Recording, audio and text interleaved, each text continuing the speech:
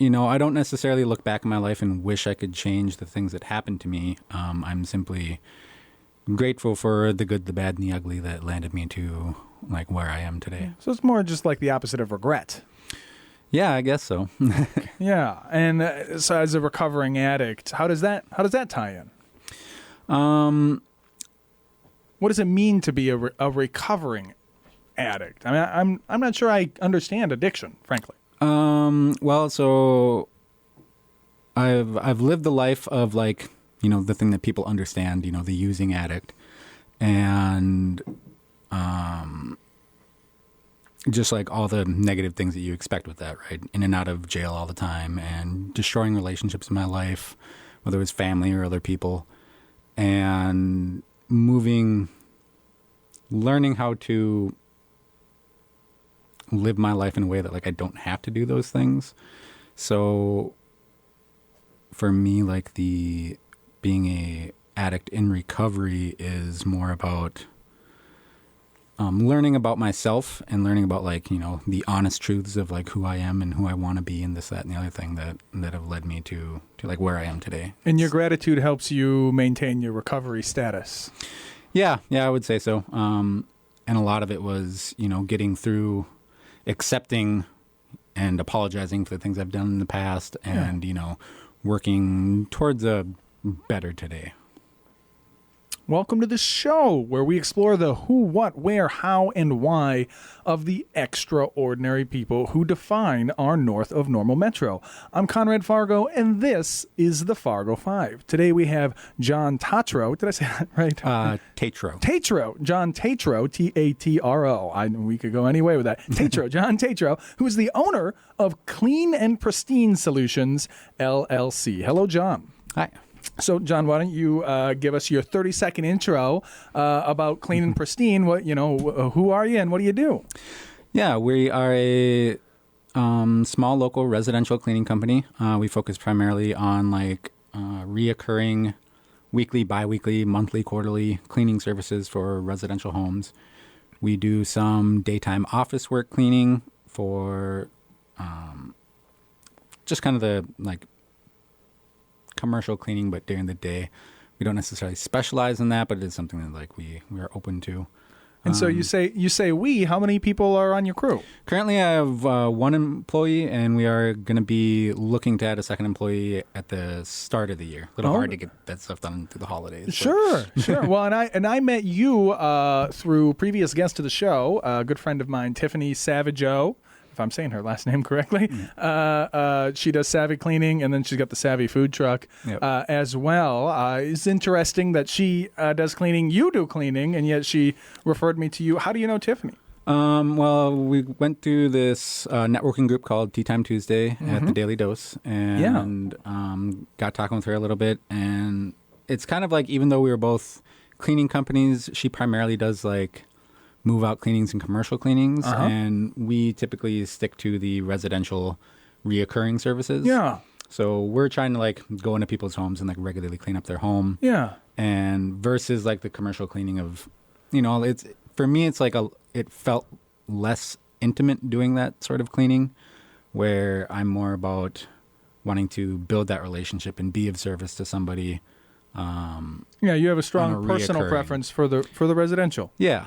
And so you said you have one employee. Tell me about them. Is that somebody you hired, an outside hire, or is it somebody who has been known to you for a long time? Or kind of an outside hire. It was like a friend of a friend. So I'd hired one friend to help me for a little while, and then she wasn't able to keep up with it as much. So then she referred this person, and she's been with me now for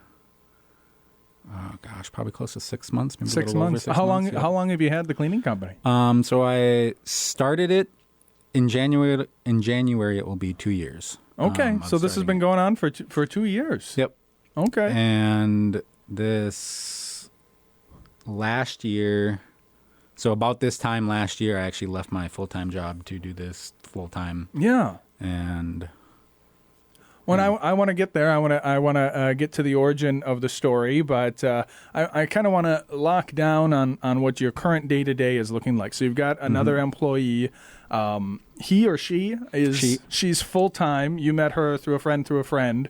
When you hired her on, she was replacing somebody else who had left. Yep. So you have currently so many. I mean, are you both working full time doing the cleaning? No. She works part time. I work pretty close to full time. Yeah. It's with our reoccurring services. It's fairly busy during the week, and then we have. We do some work for the Fargo Housing Authority, which just gives us some like move out type cleans here and there. Yeah, they do. And I'd call that more commercial than residential. Yep.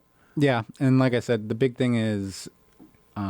So my company, we Fargo Housing Authority, we did for a long time as well. Okay. For quite a few years. Steve Eickhoff. I don't know. I'm so bad at names, if you can tell. But we did the tower, remember, or the Laskowitz Highways? Yep. That was us for 23 hours a week. Oh, wow. Yeah, way back before they tore it down. And then them tearing that down was our excuse to get out of the cleaning business. But yeah, Fargo Housing Authority, huge shout out to them. They're a great foothold to be doing work. So you're doing mostly reoccurring residential. Like how many? Yep. So what is your current? I mean, what is your typical day look like? You get up in the morning. Do you keep all your supplies in the garage, or do you have an office location, or where's everything at? And you're probably loading up the car. And so yeah, currently everything's just like in the basement, and I have my employee comes by once a week, and we have like a little weekly meeting to go over, plan out the week, and when we're going to go here, there, the other way, and fill up on supplies and do all that sort of stuff. And where do you get your supplies from? Kind of a combination of like Costco, and a lot of our cleaning stuff actually comes from. There's like this Mrs. Myers company that I heard about, and like I love their products. So like not Menards, huh? I do go to Menards for a lot of like the. Like the buy in bulk type stuff. But. Yeah, we always got our supplies at like it was just Mr. Clean. Yeah. What's your all-purpose cleaner that you're using? So the all-purpose one we're using is the Mrs. Myers cleaner, and just because it's eco-friendly, pet-friendly, it's safe for all the things, but it's also like really effective. Like it seems. Where did you hear about that? Honestly, just shopping at Costco, they had some special on them, and that was when I first started using them, and I was like, wow. This is like. As far as like all-purpose cleaners go, this just felt like top tier. It's very effective. Yeah. With a name like Miss Myers, I thought maybe it might be something local because you do the networking. Yep. And so, not a lot of cleaning companies do networking. How did you get started with that? So I saw something on Facebook about the Tea Time Tuesday, and so then I just started showing up there when I had like the opportunity to do it, and it was like I liked it. I liked being able to like shake hands, get to know some people here and there. Yeah. And then from there, those people, some friends from there invited me to another one, the Far More Networking. Sure. And I got invited to a couple other ones that I either haven't made to or like I made it to at once. There's a lot of there's like 20 different networking groups in town, and I think most people don't realize just how many different groups there are. Yeah, it's a lot if you really start digging into it and trying to get to all of them. It's like you could run a full-time gambit just going to them all. Yeah, and so do you still regularly go, or you just kind of ran it a couple times? Yeah, so I continue to go to Tea Time Tuesday when I can. Really? And I go to I'm actually like just starting to get involved with like the Far More Networking one. So that's like high on my priority list lately of like that's the one I'm going to make every single time no matter what. And so for the listener who's maybe never done networking or has heard of networking is so important and Facebook is the social networking app, what does this kind of intentional networking, what's it like when you go there? Can you kind of paint a picture? Yeah, so I mean like I obviously this year is the first year I started any sort of like networking groups or anything, so showing up, just introducing my group, kind of like the 30-second pitch I gave right away of like, here's what I do and here's whatever. A lot of them have like a random question type thing or something to kind of move a conversation along. And then typically people just kind of converse before and after the event. Like the event itself is maybe like this short little communication of people introducing themselves, or for like far more, they do kind of like a presentation where someone like gives information, and then people just kind of hang out. The real work happens before and after. Exactly. Like and I think there's a lot of people who do networking, and they're like, okay, I was here, and they leave right away, and it's like, right. Okay, well, you invested the hour. Right. You can't invest another 15 minutes. Exactly. Yeah, no, it's definitely about getting to know the people. And like for me, I'm not super like, I don't feel like I'm socially inept all the time. But I definitely go out and do my best to just show up and like shake hands and try to meet somebody and try to get somebody's name. I mean, it's tough. It's tough to be social. It is. I don't think. Yeah, it's definitely something that like I feel like I need to do for my business. So like I'm going to learn how to do it better, and I just go out and just show up and do my best. Not a lot of cleaners do the networking. I mean, usually you find more salespeople, not people who work with their hands. Usually they're too busy and doing too much work. It's nice. It's nice of you expanding and then continuing to take on that sales role. So now I would like to move into talking about, what it is that made you want to start a cleaning business in the first place. Like, where did that idea even come from? So it's actually kind of funny. Like I was working for the last company I was working for I think when I quit, I had like over 7 years of working there. Oh, wow. And very stable job, It was a cleaning business, or what kind of? No, the last company I worked for was Fabricators Unlimited. They made stone countertops here in town. We used to clean for them. Oh, yeah. My cleaning company. Yeah, it's a small town, huh? And they,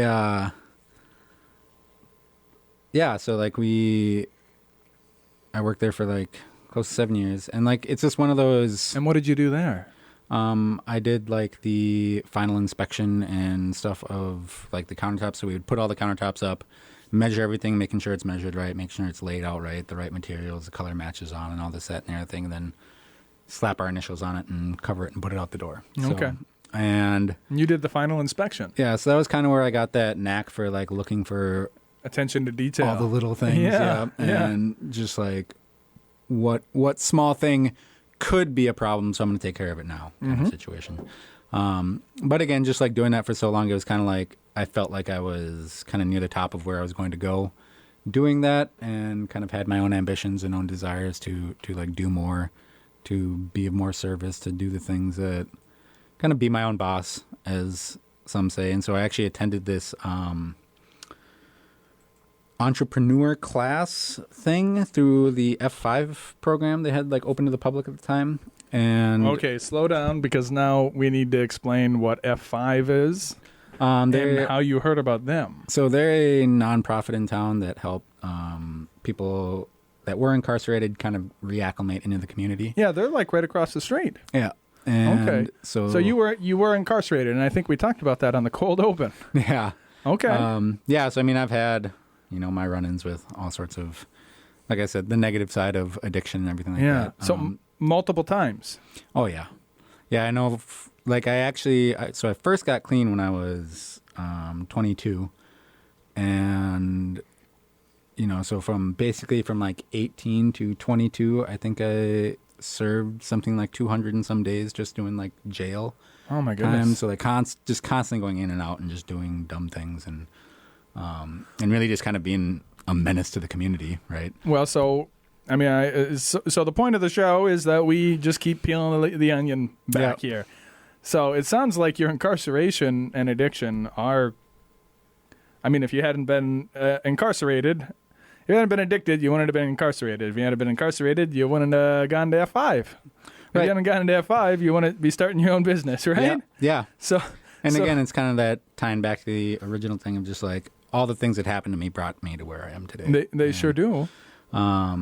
And yeah, like I personally didn't go through like the F5 program itself, but I would, because like, but they had an entrepreneur class. Yep, that was like open to the public, and so I went through that, and there's a couple people there that talked about cleaning companies as like a relatively easy to get into field without, there's like not a ton of overhead, there's not this or that, so they're like, well, and so I was like, okay, well, I want to do something, so I guess I can give this a try. So it was going to be this little side hustle thing that I did.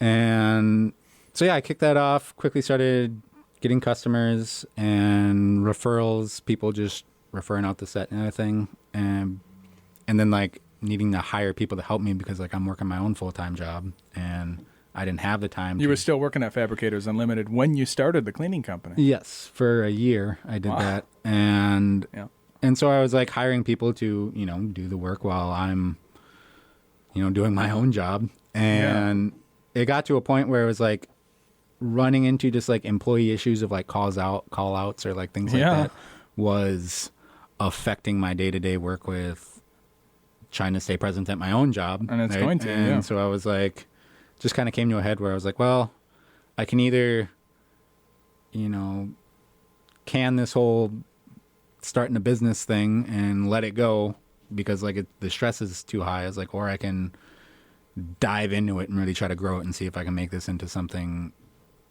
that, benefits everyone. And so why entrepreneurship? Why would you want to go in that direction? I don't know, because I'm crazy, I guess. Like, there's something about working for myself and just the ability to do things for other people and feeling a lot more of sense of pride in like what I'm providing more so than like what I'm doing for somebody else to do for somebody else, if that makes sense. Like, instead of working for this business or like instead of working for this company, like helping them grow their thing, I can work for myself and grow my own thing and just kind of be there. Having ownership. Yeah.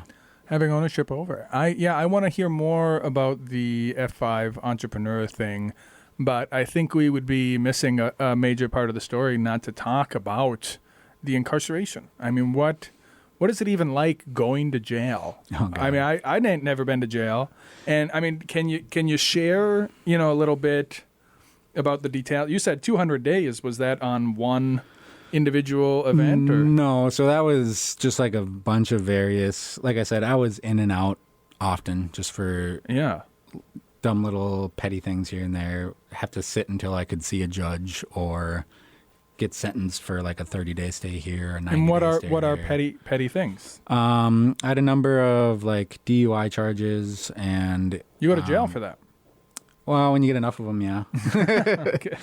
And so I was, and then honestly, God, it's been so long. I know I had, like I said, a pretty long rap sheet, which I've actually got expunged lately. And Well, that's good. yeah, because like it's just one of those things that. So, but were they all misdemeanors, or they were? I did have one, like felony that got reduced to a misdemeanor. Okay. And which was like this unauthorized use of a motor vehicle situation. Sure, sure. Well, and and that's got it. So, you've got that. Do you think that's made it difficult for you to find employment once you got clean? Oh, for sure. Like, especially when I was, when it was fairly fresh, right? Like, looking at it now, that's something that was like, decade. Yeah. How old are you now? Plus ago. Now I'm 30. How old am I now? 36. Yeah. Okay. About to be 37. You've been clean for 14 years. Well, so I got clean in 2011. I first got clean in 2011, and then after about 3 or 4, I think it was 4 years of that, I relapsed for a short while, and then realized that my life, I kind of had that epiphany where I was like, no, my life's not like falling apart, but like I was much happier when I was clean. Yeah. And so did the whole thing, like got back involved in like the programs and stuff, and now I've been clean since 2016.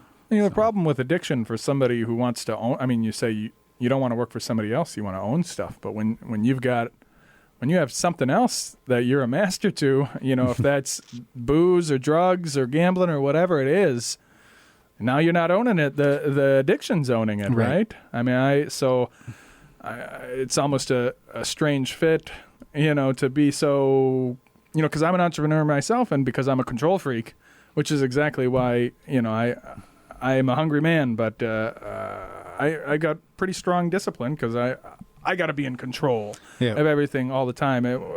But it sounds like as an entrepreneur, you have a similar instinct, but yet the addiction was still I mean, it was still a problem.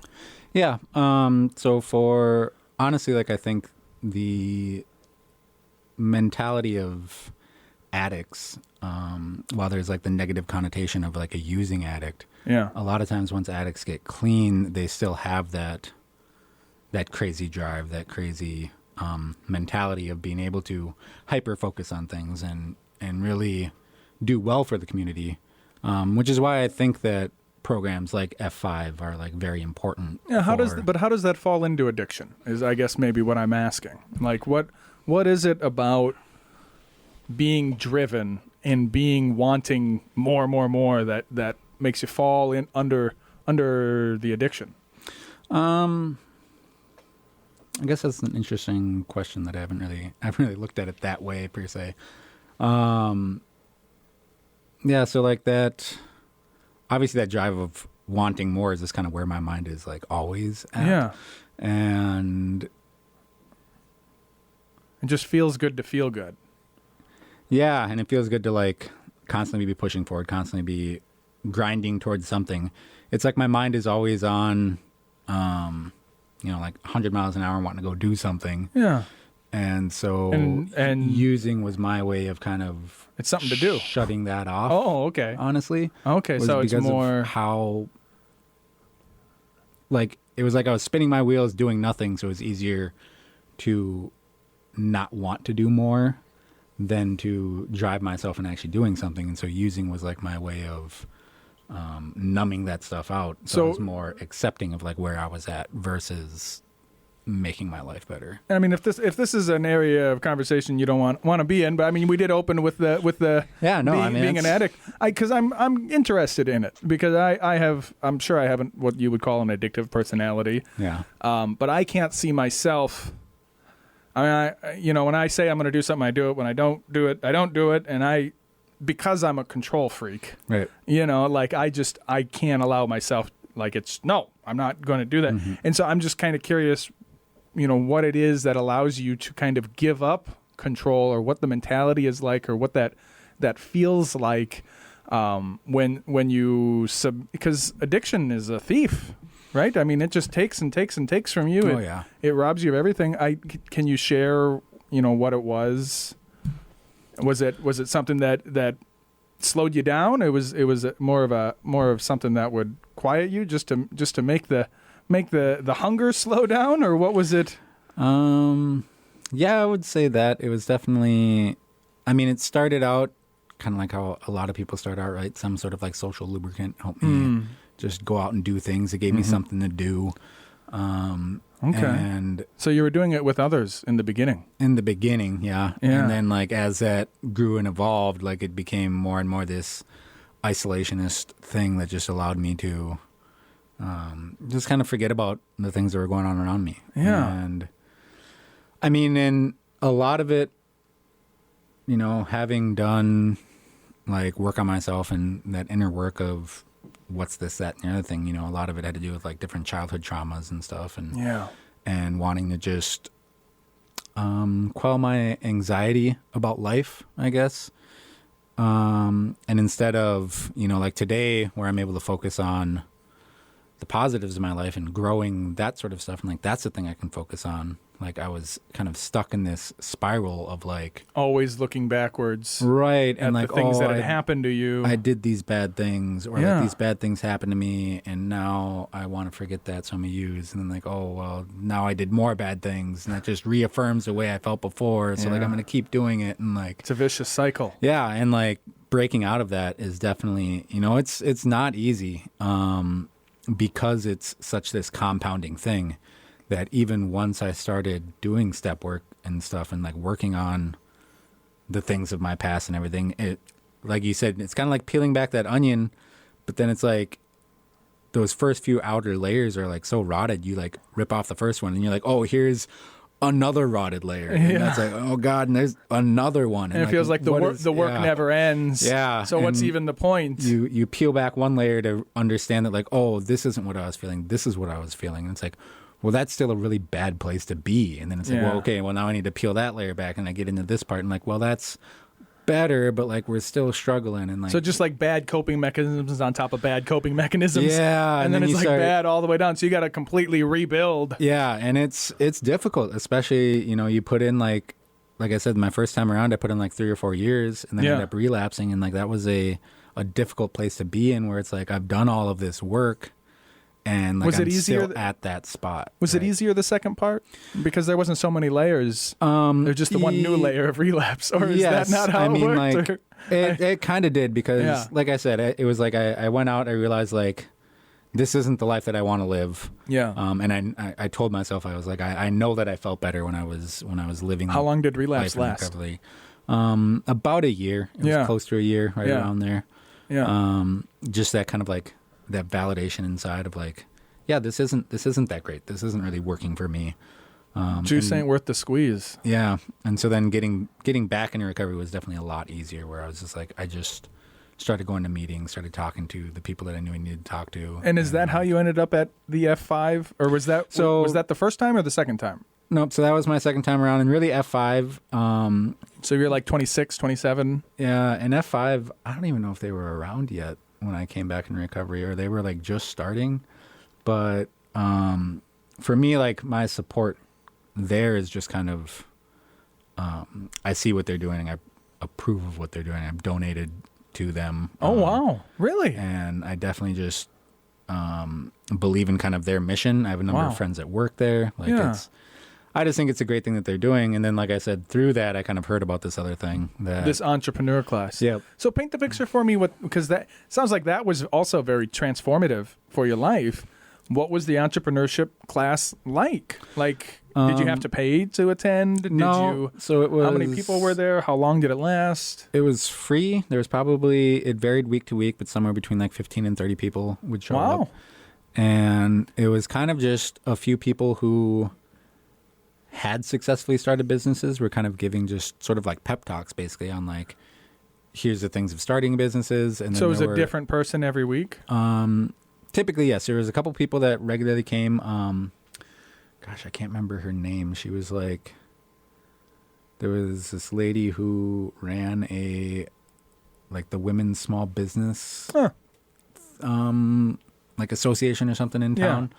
And so she ran through a lot of stuff regularly about like the different legality aspects of things, of like what you're going to do if you need to do grants, if you need to do this, if you need like a small business loan or like whatever, and like running through the sort of like, here's the logistics of what it would take to start a business if you're going to, needed all this funding and stuff to get started. And then there were other people who just had their own businesses. I think a big one was like Dakota Property with Dan Coleman.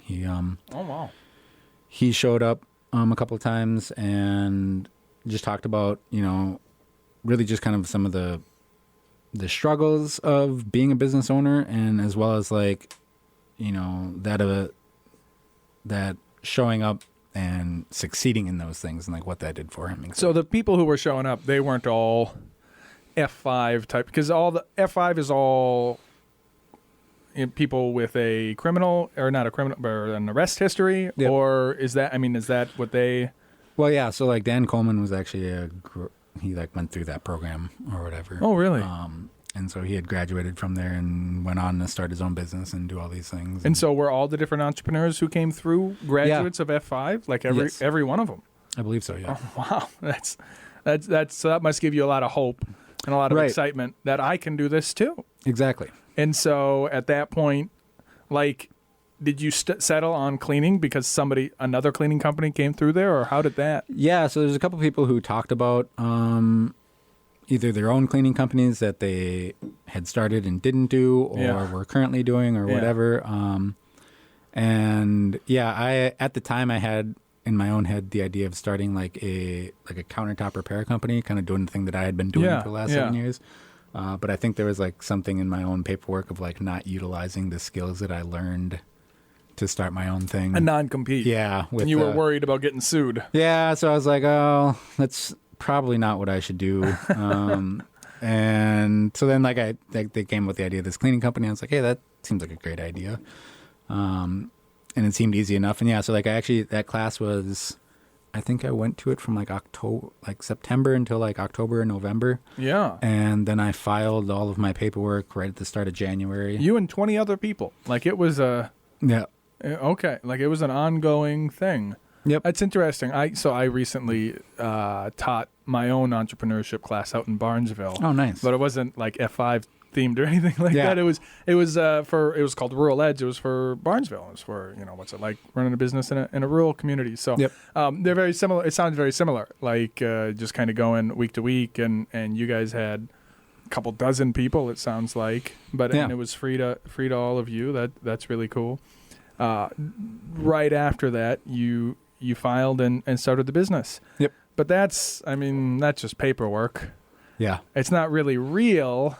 Right. Until you get a customer. Yeah. So it's kind of a funny situation. I was looking out for I went out to go buy like a better vacuum than like the vacuum that I had. Because I was like, oh, if I'm going to go clean commercially or like professionally, I need to have like this top end vacuum or whatever. And so I'm out there doing that. And I was literally in line buying this vacuum, and one of my friends comes up and they're like, oh, what are you doing? And I was like, oh, I'm like buying a vacuum. Like I'm starting a cleaning company. And you're like, oh, really? I need someone to clean my house. Why don't you come do that? Blah, blah, blah. And they were my first customer. Oh, wow. So just somebody who was your friend. It was somebody who knew you. And that was a large, pretty much the complete opening of my working was these people either on my Facebook or whatever that saw me posting, because I would just post like, hey, I have a cleaning company, I'm doing this, like blah, blah, blah. And I had a handful of people just, at first I had people that would just like or heart react or like comment on the post or something like that. Now it's just like chasing them down, like, are you interested in cleaning services? Are you interested Every in individual person. Yeah, and got a couple hits off of that. And all the I think my first 4 or 5 clients I all still service today. Wow.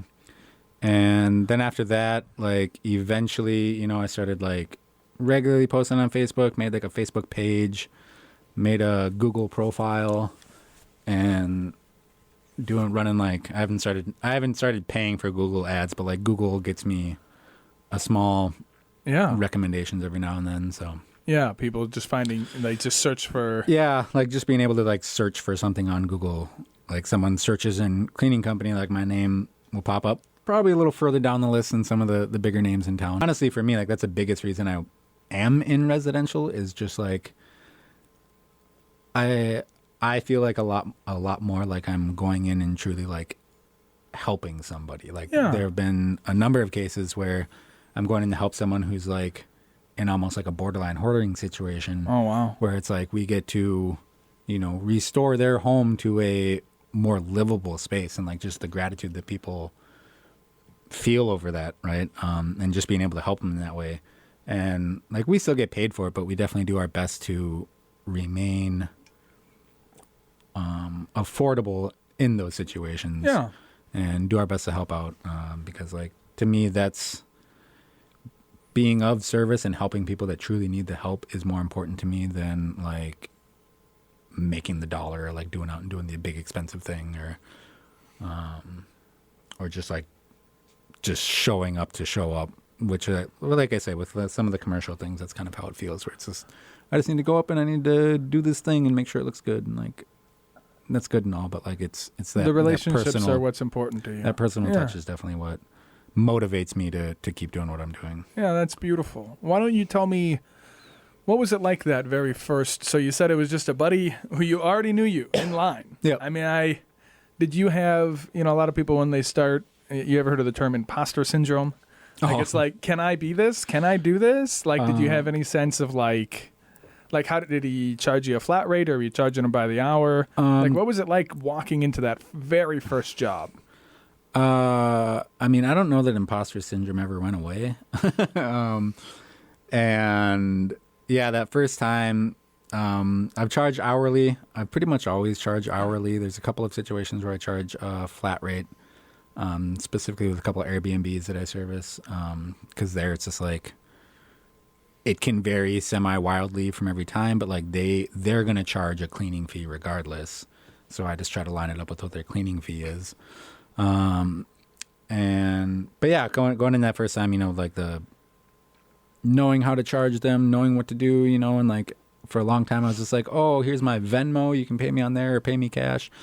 And today I've, definitely upgraded numbers of there to do like today I have like QuickBooks and a scheduling app that allow me to add that sort of like professional touch to the business itself instead of just like doing stuff by hand or hey, send me this money through this Venmo service or cash or like whatever. Today I get to use some of those other services to offer a more like professional feel and that professional thing while still being able to like one-on-one talk with them and still have that like connection with people. That's fantastic. That's beautiful that you got all that to come together. And you started out, you took what wasn't a great situation and just brick by brick, relationship by relationship, you're really building it up and coming to, and you've got employees, you're handling that, you're getting them in. You've got one who's been with you for 6 months. You thinking of getting another one? Have you already started the hiring process or? So no, I haven't officially started posting and hiring and stuff. Just because like with the holidays and stuff, it's hard to get a good scheduled time down and then like get them interviewed and trained and everything. So I was just gonna wait until after the holidays and then start running through that process then. So just a matter of time. Everything's on hold for the holidays, but got an exciting 2026 coming up. Yeah, and that's kind of each year. I mean, I'm big on like goal setting and stuff. Like I have my quarterly goals and annual goals and things like that. And so far, I'm doing well for my goals from where I wanted to be at the end of this year. And then I have some more ambitious goals for the coming year, but I also have a lot more systems in place than I did, a year ago. Tell me about system for a cleaning company. Tell me what a cleaning company system is like. So for me, like the big thing was scheduling. And so like with all those different moving parts, right? Yeah. So like I actually found like an app that's like specific for cleaning companies. And so it works really well to be able to, like it automatically sends out texts a couple days before they're cleaning to confirm it. It sends out after we're done, just like how was everything type emails and things. When I book it, it sends confirmation emails. So like it does all these things for me. And then in that, I can schedule the cleaners, and the cleaners get the addresses, the checklists, the everything. I think people don't realize all the logistics that go into. Oh, yeah. And because when you're the cleaner, like as an employee, you just show up and do what you're told. Yep. Right. But like when you're the owner, like somebody needs to string all these together. Right. And someone needs to lay out what does need to be cleaned. Like what constitutes a professional clean? Like what's the difference between just like wiping down this person's house and deep cleaning this house? Like, yeah. And just all the little different moving parts that like, I've laid out the different checklists. I've laid out the hiring process and what is expected of them. And then, like I said, we have like this weekly meeting where we can go over what's coming up in the next week, what was good or bad about last week, and like just do our best to keep improving and moving forward. And so your song, you wouldn't believe it, it's already 48 after. Oh, so wow. that was, I told you, it goes by real quick. Yeah. The song that you brought us was The Search by NF. You want to tell us about that? Yeah, I actually picked the song just because for me it's fairly relatable in like how it kind of starts with this struggles in life, like the things that we all kind of go through that can be tough, and then like kind of breaks into this like, yeah, but we keep moving forward and we keep improving and doing things and just kind of keep showing up, and while we like search for that thing that keeps motivating us. And like I said, I'm grateful that like I feel like I've found that in my life of what like drives me and everything. So, well, that's a beautiful sentiment. I look forward to listening to that, and I'm grateful for you coming on. Thank you so very much. Yeah. One last time before we get out of here, why don't you go ahead, plug yourself. Tell if people want to get a hold of you or they want to hire you, they need you for their cleaning services. How should they reach out? Yeah, the easiest way, obviously, is on Facebook, Clean and Pristine Solutions LLC. You can also search us on Google. Same thing, Clean and Pristine Solutions LLC.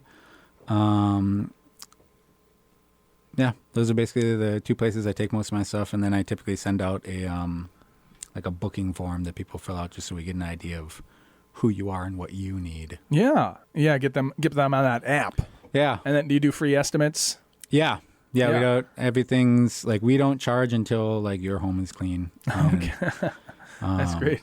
Yeah, and so it definitely helps with kind of that first touch because it seems like everything today is some like automated prompt or something like that. Yeah. We get that ability to like they fill out this booking form and then we can reach out and like touch on all the details that they specified in the booking form, and specialize their cleaning job to each person that reaches out to us. So. Fantastic. Of course, I'm Conrad Fargo. You can find me anywhere. You can type in Conrad in Fargo. You can find us on anywhere they serve fine podcasts. We're on the Spotify, where you can see it on video, or YouTube, you can see it on video, or Apple iTunes, Amazon Music. Wherever it is you want to find us, go look for us, like, share, and subscribe. Again, Jon, thank you so much for coming. Thank you, everyone, for listening, and we'll see you all next week. Goodbye. Hey, Nate. How's life? I don't know. It's all right. I've been